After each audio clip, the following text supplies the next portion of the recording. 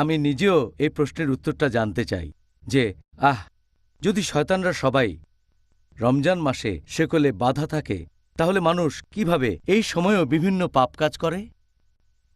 আমিও একমত যে এটা একটা কমন প্রশ্ন। আমার মনে আছে অনেক বছর আগে যখন স্কুলে পড়তাম, হাদিসটা তখন শুনেছিলাম যে রমজান মাসে শয়তান শেকলে বাঁধা। তখনই আমার মাথায় এই প্রশ্নটা একবারে সঙ্গে সঙ্গে এসেছিল। আর প্রশ্নটা অনেক মুসলিমের মাথাতেই আসবে।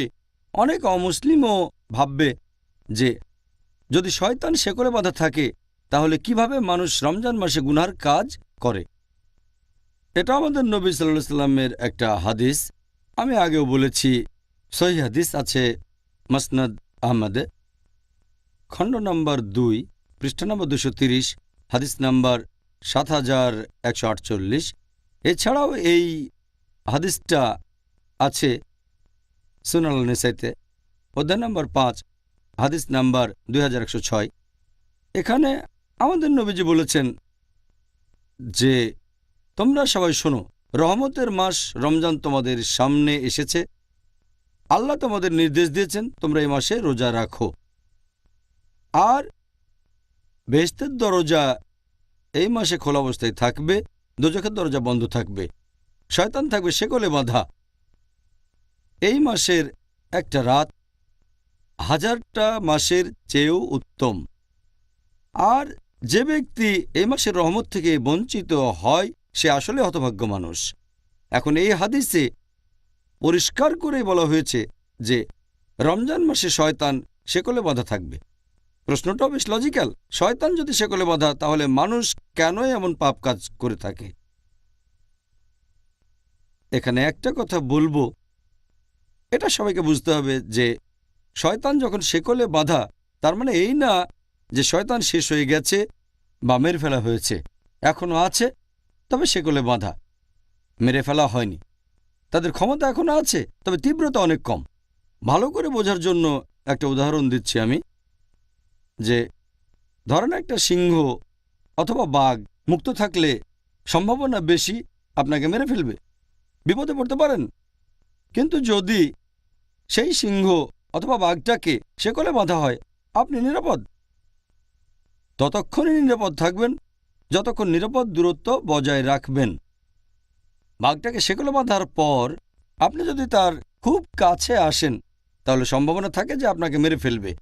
যদি শেকলে বাঁধা বাঘ থেকে নিরাপদ দূরত্ব বজায় রাখেন, নিরাপদে থাকবেন। একইভাবে রমজান মাসে যদি শয়তান থেকে দূরে থাকেন, নিরাপদে থাকবেন আপনি।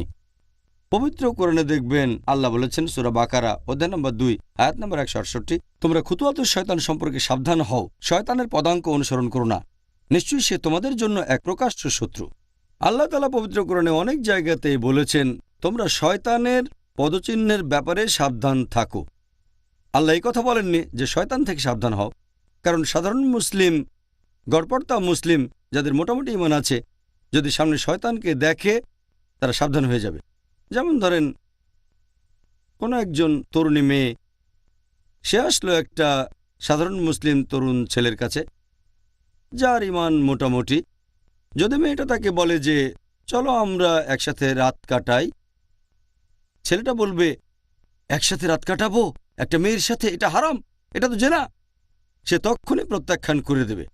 কিন্তু সেই একই মেয়ে যদি পরে সেই ছেলেটাকে ফোন করে তার সাথে কথা বলে, তখন সেই ছেলেটা ভাববে যে ফোনে একটা মেয়ের সাথে কথা বলবো, কোনো সমস্যা নেই, আমি তো শুধু একটা মেয়ের সাথে কথা বলবো। তারপর মেয়েটা বলল চলো কোনো ফাস্টফুডে গিয়ে আমরা খাই, ম্যাকডোনাল্ডসে বা কেন্টাকি ফ্রাইড চিকেনে, ফাস্টফুড দোকানে। আমি বেশ কিছু সময় ধরে একটা মেয়ের সাথে খাওয়া দাওয়া করবো ম্যাকডোনাল্ডসে, সমস্যা নেই। এভাবে ছেলেটা মেয়েটার সাথে খাওয়া দাওয়া করতে চলে যায় ম্যাকডোনাল্ডসে।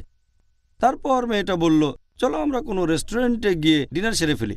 রেস্টুরেন্টে বসে একটা মেয়ের সাথে খাওয়া দাওয়া করবো মাত্র কয়েক ঘন্টার জন্য, কোনো সমস্যা নেই। তারপর মেয়েটা বলল চলো আমরা একসাথে রাত কাটাই। তখন ছেলেটা বলবে একটা মেয়ের সাথে রাত কাটাবো, কোনো সমস্যা নেই। এটাই হলো খুতুওয়াতুশ শয়তান, শয়তানের পায়ের চিহ্ন। এ কথাটা কোরআনে বলা নেই, উদাহরণটা আমার নিজের বানানো। তাহলে আল্লাহ তাআলা আমাদের নির্দেশ দিয়েছেন খুতুওয়াতুশ শয়তানের ব্যাপারে সাবধান থাকো। শয়তানের পায়ের চিহ্ন, যদি শয়তান সরাসরি সামনে আসে কোনো সাধারণ মুসলিমের সামনে যার ঈমান আছে সে সাবধান হয়ে যাবে, সেখান থেকে পালিয়ে যাবে। কিন্তু খুঁতোতে শয়তান, এটা হচ্ছে খুবই বিপজ্জনক। তাই আমরা বুঝতে পারছি শয়তান যখন শেকলে বাঁধা, তার পদচারণা তখন সীমিত জায়গায়, তাই অনেক পাপেরই সম্ভাবনা তখন কম। তবে যদি আমরা তার কাছে চলে যাই তাহলে সম্ভাবনা আছে তার দ্বারা প্রভাবিত হয়ে আমরা পাপ কাজ করে বসব, গুনাহ করব। তাই আমাদের সাবধান থাকতে হবে যে রমজান মাসে যদি দূরত্ব বজায় রাখি তাহলে পাপ কাজ করার সম্ভাবনা কম। কিন্তু যদি শয়তানের কাছে চলে যায়, সে যদিও শেকলে বাঁধা, যেমন শেকলে বাঁধা অবস্থাতেও বাঘ চলাফেরা করতে পারে, শয়তানও ঠিক সেরকম। আমি ব্যাপারটা এইভাবেই দেখি। আমাদের নবী বলেছেন শয়তান শেকলে বাঁধা, তারপরও চলাফেরা করে, তবে দূরে থাকতে হবে। যদি দূরত্ব বজায় রাখি তাহলে নিরাপদে থাকব। আর আমার মতে দ্বিতীয় কারণটা হচ্ছে যে এই পবিত্র রমজান মাসে যদিও শয়তান শেকলে বাঁধা, আমরা এটা ভুলে যাই যে বাকি 11টা মাস মুক্ত থাকে। আর এই 11 মাসে শয়তান মানুষকে যেভাবে প্রভাবিত করে সেটার প্রভাব আর ফলাফলটা রমজান মাসেও কিছুটা দেখা যায়। আপনাদের বোঝার সুবিধার জন্য আমি একটা উদাহরণ দিচ্ছি যে অনেক ড্রাগ ব্যবসায়ী যারা তাদের কাস্টমারদের বেছে নেয় কলেজ বা ভার্সিটির তরুণদের, প্রথম দিকে তারা কি করে, ড্রাগস ফ্রি দিয়ে দেয়। এভাবে তরুণদের ড্রাগস দিয়ে লোভ দেখায়, আর কিছুদিন পার হয়ে গেলে সামান্য টাকার বিনিময়ে ড্রাগস বিক্রি করে থাকে।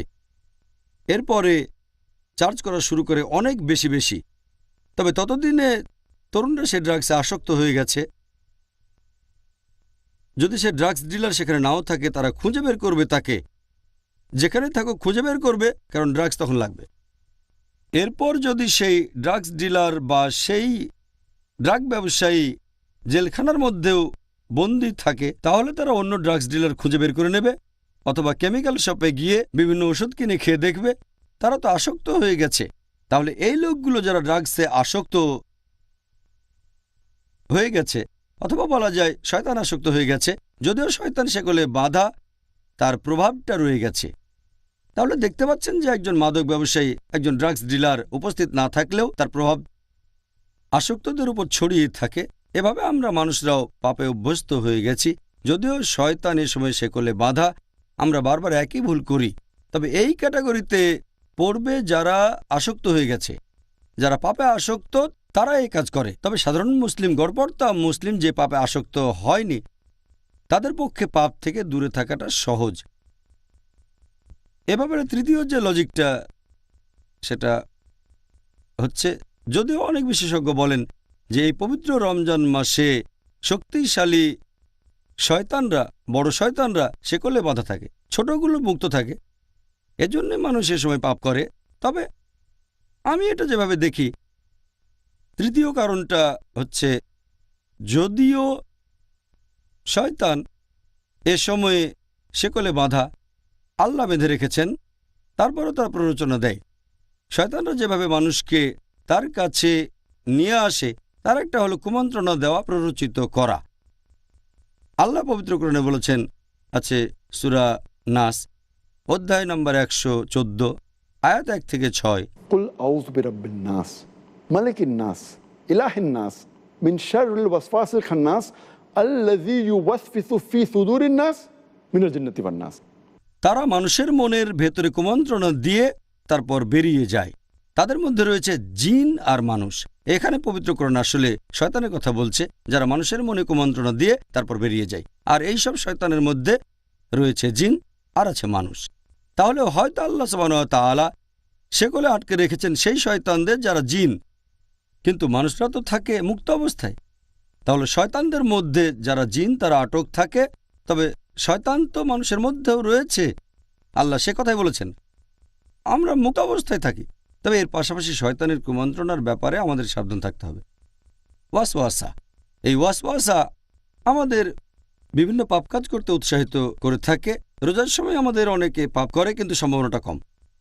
আর এছাড়াও এই হাদিসে পরিষ্কার করে বলা হয়েছে যে আল্লাহ তোমাদের নির্দেশ দিয়েছেন তোমরা রোজা রাখবে, আর শুধু রোজা রাখলেই, আমার মত অনুযায়ী, শয়তানেরা শেকলে বাঁধা থাকবে। আমি সেই শয়তানের কথা বলছি যারা কুমন্ত্রণা দেয়। তাহলে নবী বলেছেন তোমরা রোজা রাখো, আল্লাহ তোমাদের নির্দেশ দিয়েছেন। শয়তান এ সময় সেগুলো বাধা থাকবে। তাহলে শয়তান যে কুমন্ত্রণা দেবে আপনি রোজা রাখলে তারা সেটা করতে পারবে না। শয়তানের কাছ থেকে দূরে থাকতে হলে আমরা রোজা রাখব। যদি নিয়ত করে রোজা রাখেন আল্লাহর কাছ থেকে পুরস্কারের আশায়, তাহলে এই শয়তান প্ররোচিত করতে পারবে না। আর এটা লজিক দিয়েও প্রমাণ করা যায়। যদি চেক করে দেখেন যে এই সময়ে মুসলিম দেশগুলোতে অপরাধের হার কেমন, দেখবেন রমজানে কম, তবে অমুসলিম দেশগুলোতে অপরাধের হারটা একই রকম থাকে। এর কারণ হলো যেহেতু তারা রোজা রাখে না অমুসলিমরা, তাই শয়তান তাদের প্রভাবিত করতে পারে। যেহেতু মুসলিমরা রোজা রাখে, অবশ্য সবাই না, তবে বেশিরভাগই রোজা রাখে, অথবা বলা যায় অনেকেই রাখে। আর এই কারণেই রমজান মাসে মুসলিম দেশগুলোতে অপরাধের হার কম থাকে অন্যান্য অমুসলিম দেশগুলোর তুলনায়, আর অমুসলিম দেশগুলোতে অপরাধের হার আগের মতোই থাকে। এতেই প্রমাণ হয় যে এমন না হলে অমুসলিমরা অনেক কম পাপ করত। তাহলে শর্তটা হচ্ছে আমরা সবাই রোজা রাখব সঠিকভাবে আল্লাহ সুবহানাহু ওয়া তাআলার খাতিরে।